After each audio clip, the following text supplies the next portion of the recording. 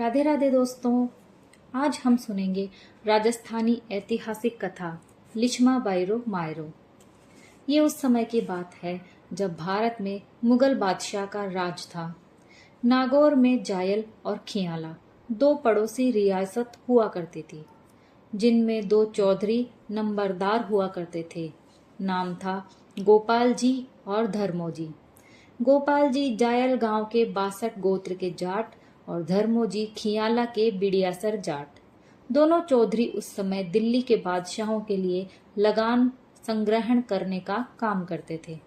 वे साल में एक बार किसानों से निर्धारित रकम वसूला करते और बादशाह तक पहुंचा दिया करते और बदले में अपनी तनख्वाह ले लिया करते थे।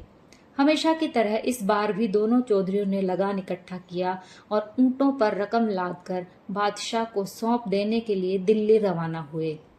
रास्ता लंबा था। चोर लुटेरों के हमलों से बचने के लिए दोनों ने बंजारों का रूप धारण कर लिया। शाम ढलने तक दोनों जयपुर के नजदीक हरमाड़ा नाम के एक गांव तक पहुंचे। दिन भर चलते चलते दोनों थक चुके थे, इसलिए हरमाड़ा गांव के पास चौधरियों ने डेरा जमाया। गोपाल जी तालाब में ऊंटों को पानी पिलाने गए और धर्मोजी पीतल की गगरी लेकर कुएं पर पानी लेने गए। देवयोग से उसी दौरान गांव की गुर्जर जाति की एक सामान्य सी गृहिणी लिच्छमा गुजरी अपनी जेठानियों की पुत्रियों के साथ अपनी पुत्री के विवाह के प्रबंध में लगी थी। लेकिन विवाह के उत्साह से बिल्कुल परे वो आकुल व्याकुल दुविधाग्रस्त थी। कारण था कि पीहर में उसका कोई भाई नहीं था और माता पिता भी इतने बूढ़े हो चुके थे कि जो उसकी पुत्री के विवाह में भात भरने के लिए नहीं आ सकते थे। भात या मायरा राजस्थान की प्रथा है, जिसमें विवाह के सुअवसर पर मातुल पक्ष के लोग सामर्थ्य अनुसार वस्त्र आभूषण आदि कुछ उपहार लेकर आते हैं। लेकिन उपहार और सहायता के नाम पर चली ये परंपरा धीरे धीरे प्रतिष्ठा का प्रश्न बन महिलाओं के लिए गले की फांस बन गई। अब ये हालात है कि जब तक मायके से मायरा न आ जाए तब तक ना तो नारी चिंता मुक्त हो पाती थी और ना ही कुल कुटुंब उसे चैन की सांस लेने देते थे। भात में कितने पैसे आए, कौन कौन से आभूषण आए, किस भांति के वस्त्र आए इत्यादि प्रश्नों के उत्तर आने वाले कई दिनों महीनों सालों तक ससुराल में नारी की प्रतिष्ठा और महत्व को निर्धारित करते थे। भात कम आने का अर्थ ही जहां जीवन भर सास ननद देवरानी जेठानी इनके ताने हुआ करते हों, वहां भात नहीं आने पर क्या हाल हो सकता है, कल्पना सहज ही की जा सकती है। अगले दिन विवाह का कार्यक्रम निश्चित था। जेठानियों की पुत्रियों का भी विवाह था। उनका भी भात कल ही आना था। वे दोनों अपने अपने पिता भाई और भात के स्वागत का प्रबंध कर रही थी। ऐसे में लिच्छमा स्वयं को दुर्भाग्यशाली ना समझे तो क्या करे। माँ के जाए बीर बिना कुण भात भरने आवे। आंसू आंखों की कौर में तैर रहे थे, छल के नहीं, क्योंकि अभी तक इस प्रसंग पर चर्चा नहीं हुई। लिच्छमा को लगा मेरे मायके की स्थिति सबको पता है, हो सकता है इसी वजह से मुझे मायरे से मुक्ति दे दी गई हो। लेकिन ऐसे थोड़े हुआ करता है। पंजाब में कहावत है, सांप में 1 सै और सास में 2 सै। सास ये मौका ऐसे थोड़ी छोड़ने वाली थी। सास समुदाय की प्राचीन एवं प्रचलित परंपरा का पूर्ण रूपेण निर्वहन। खुलकर तिक्त वचन सुनाए गए। भात बिना कोई विवाह हुआ है जो तेरी बेटी का हो जाएगा। फूटे भाग हमारे जो तेरे जैसी बहू मिली, मर क्यों नहीं जाती कहीं जाकर। अपमान के नमक से अंतर के घाव चिरमिरा उठे। लिच्छमा रोने लगी। मन में विचार आया, तिरस्कार सहकर जीने से तो अच्छा है कि प्राण ही दे दिए जाएं। कौन सा सार बचा है जीवन में। पनघट से पानी लाने का बहाना बनाया, घड़ा उठाया और रोते रोते चल पड़ी। लिच्छमा पनघट पर बैठकर खुल के रोई। सोचा मरना तो है ही, जी तो हल्का करूं। राम जाने विधाता ने कैसे भाग लिखे हैं। जो कोई मेरा भी भाई होता तो आज मरने की नौबत नहीं आती। और भाग्यवश देवयोग से ही लिच्छमा का रुदन पानी भरने आए धर्मो चौधरी के कानों में पड़ा। चौधरी रुदन सुन चौंका। सूर्य पश्चिम में ढल चुका है और रात्रि का अंधेरा गहराने लगा, और ऐसे समय में पनघट के नजदीक स्त्री कंठ से रुदन की ध्वनि। ये कौन दुखियारी है। धर्मोजी उठे और रुदन की आवाज सुनते हुए लिच्छमा तक पहुंचे और बोले, पणिहारी, रोती क्यों है? कौन विपत्ति आन पड़ी? मुझे बता, शायद मैं कुछ सहायता कर सकूं। लिच्छमा ने सोचा, इसे सुनाकर ही क्यों न मरूं, मरना तो है ही, जी तो हल्का हो। लिच्छमा ने चौधरी को सब कुछ कह सुनाया। चौधरी साहब व्यथा सुन व्याकुल हो गए और बोले, पणिहारी, कौन कहता है कि तेरा कोई भाई नहीं है? मुझे राखी बांध, मैं तेरा भाई हूँ। लिच्छमा हिचकिचाई। चौधरी फिर बोला, लिच्छमा, चीर फाड़ के बांध कलाई पर, मैं तेरा धर्म का भाई हूँ। अब से तेरा सम्मान मेरा सम्मान, तेरी लाज मेरी लाज, तेरी व्यथा मेरी व्यथा। भात की चिंता मत कर, भात मैं भरूंगा। चौधरी की जबान थी। लिच्छमा आश्वस्त हो गई। लिच्छमा के ओढ़नी के टुकड़े ने चौधरी की कलाई पर बंधकर भाई बहन के रिश्ते की नींव पड़ने की साख भरी। गुजरी दुख की घड़ी में भाई का सा स्नेह पा बड़ी प्रसन्न हुई और घड़ा उठाकर घर की ओर चल दी। घर पहुंचने पर जब सास, ननद, जेठानी, देवरानी ने विष बुझे वचन शरों का वर्षण किया, तब लिच्छमा ने आप बीती बताई और बोला कि सुबह मेरा भी धर्म भाई भात लेकर आने वाला है। लिच्छमा की बातें सुन सभी ने मजाक उड़ाया और बोले कि वो तो बंजारे हैं, उन्होंने तुम्हें बेवकूफ बनाया है और सुबह तक यहाँ से चले भी जाएंगे। ऐसे कोई राह चलता किसी का माहिरा भरता है भला? लिच्छमा के पति ने भी उसे समझाया कि ऐसा नहीं होता, और यदि उन बंजारों के पास ही मायरा भरने के रुपए होते तो घर बार छोड़कर क्यों घूम रहे होते? देखना, सुबह तक वो अपनी राह पर आगे निकल जाएंगे। लेकिन लिच्छमा तो मन ही मन मुदित थी, प्रमुदित थी तो सब झेलती रही।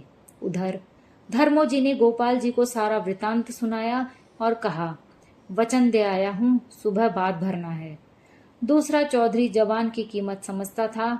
भात भरने का कह दिया मतलब भात तो भरना ही है, लेकिन पैसे कहाँ से आए? ऊंटों पर जो रकम लदी है वो तो माल गुजारी के पैसे हैं, बादशाह की अमानत, भारतवर्ष पर एक छत्र राज करने वाले बादशाह की अमानत, और इस अमानत में खयानत करना यानी अपनी मौत को आमंत्रित करना। रकम भी कोई छोटी मोटी नहीं थी, पूरी 22,000 सोने की अशर्फियां। ये खर्च करने पर बादशाह जिंदा तो नहीं छोड़ेगा, ये तो तय है। तो क्या किया जाए? लेकिन वचन देकर पलट जाएं, इससे अच्छा तो यही कि गर्दन कट जाए। हम वीर तेजाजी के वंशज हैं, प्राण जाए पर वचन न जाए, भात तो भरेंगे। बादशाह जो करेगा वो देखा जाएगा। चौधरियों ने रातों रात खूंटों से बंधे ऊंटों को खोला, सवार हुए और घंटे भर में जा पहुंचे जयपुर। कुछ पुरानी पहचान और कुछ अशर्फियों की खनक ने आधी रात में 2-4 दुकानें खुलवाई और मायरे के लिए उपहार, वस्त्र और आभूषण खरीदे और भोर होते होते पुनः हरमाड़ा पहुंच गए। सुबह जब बात गांव भर में फैली कि लिच्छमा के धर्म भाई आए हैं और भात भी भरा जाएगा, तो इसे मजाक समझ देवरानी जेठानी ने मुंह बनाया। कल तक तो कोई भाई न था, अब कौन कृष्ण भगवान भात भरने आ रहे हैं? खुशी से फूली न समाती लिच्छमा पूरे परिवार के साथ गांव के बाहर धर्मोजी और गोपाल जी का स्वागत करने पहुंची। धर्मोजी और गोपाल जी 2 कपड़ों के थानों से लदी बैलगाड़ियों के साथ गांव के बाहर खड़े थे। धर्मोजी ने बाई लिच्छमा को चूंदड़ी ओढ़ाई और ढोल नगाड़ों के साथ गांव में प्रवेश किया। पूरे गांव में लिच्छमा, गुजरी और उसके दोनों चौधरी भाइयों की बातें होने लगी। इधर लिच्छमा की दोनों जेठानियां जल भुनकर काली पड़ गई। दोनों ने आपस में मंत्रणा की और निश्चय किया कि किसी भी तरह इन दोनों चौधरियों को लिच्छमा का मायरा नहीं भरने देना है, वरना उनकी नाक कट जाएगी। जेठानियों ने अपने पतियों को पिरोया और उन्हीं की अंगुलियों पर नाचते दोनों जेठ और ससुर गांव के पंचों के साथ चौधरियों के पास पहुंच गए। चौधरियों, लिच्छमा का मायरा लेकर तो आप आ गए, लेकिन हमारे गांव में मायरा भरने के कुछ नियम हैं, वो तो आपको मानने पड़ेंगे। पंच ने लिच्छमा के जेठों ने जैसा सिखाया था बोलना शुरू किया। चौधरी बोले, देखो पंचों, हम बाई लिच्छमा का मायरा भरने आए हैं तो मायरा तो भर के ही जाएंगे।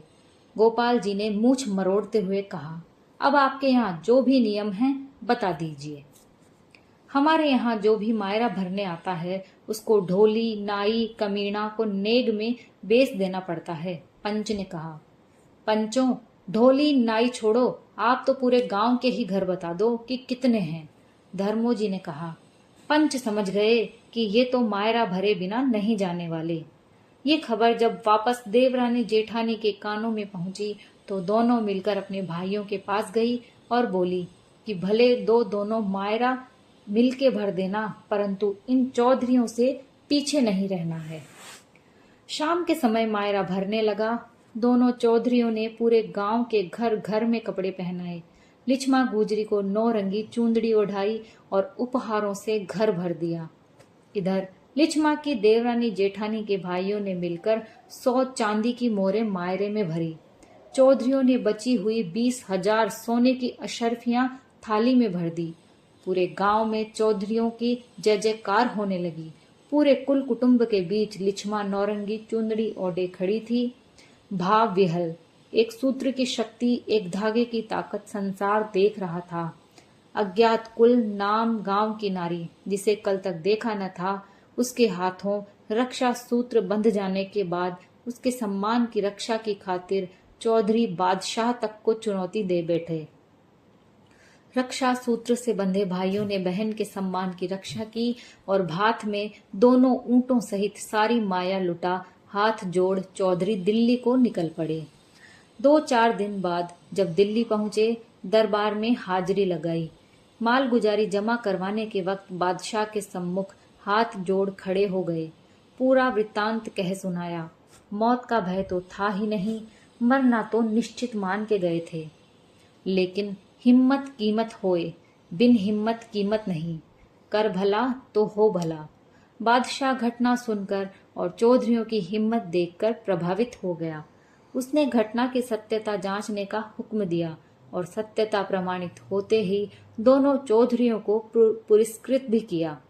दोनों चौधरी बादशाह के यहाँ से 1000 बीघा जमीन पुरस्कार में प्राप्त कर खुशी खुशी घर लौटे और 1000 बीघा जमीन के साथ ही कमा लाए हजारों वर्षों के लिए नाम। राजस्थान में आज तक बहनें अपने भाइयों से उन चौधरियों की तरह बनने को कहा करती हैं। वचन के पक्के, निडर, हिम्मती और दरिया दिल। आज भी रक्षाबंधन के और भात के गीतों में ये पंक्तियां गाई जाती हैं। बीरा बनजे तू जायल रो जाट, बनजे खियाला रो चौधरी। आज भी खियाला के जाट इस परंपरा का निर्वाह करते हैं। यदि किसी स्त्री के पीहर में कोई मायरा भरने वाला नहीं है और वो स्त्री खियाला जाकर मायरे का न्योता देती है, भले ही स्त्री किसी भी जाति की हो, खियाला के जाट सब शामिल हो, उस औरत के ससुराल जाकर मायरा भर कर आते हैं। तो दोस्तों, कैसी लगी आपको आज की कहानी पसंद आई हो तो प्लीज़ लाइक शेयर ज़रूर कीजिए और मेरे चैनल पर नए हो तो प्लीज़ चैनल को सब्सक्राइब कर लीजिए। कहानी सुनने के लिए आप सभी का बहुत बहुत धन्यवाद।